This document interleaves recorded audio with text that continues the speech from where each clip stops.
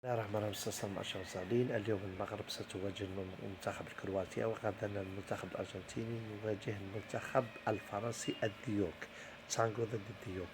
المنتخب المغربي سيفوز إن شاء الله اليوم وسيحقق المرتبة الثالثة، علما بأن أوروبا وأمريكا ديما يتأهلوا النهائي.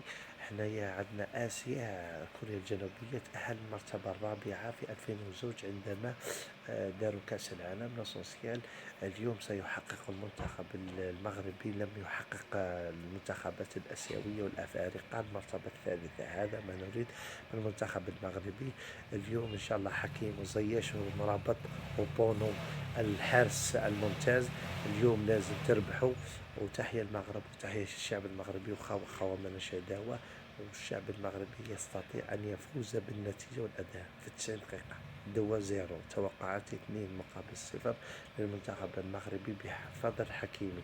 وتحيا المغرب والشعب المغربي والمرتبة الثالثة. وأما النهائي بين فرنسا والأرجنتين، أكيد أرجنتين ميسي.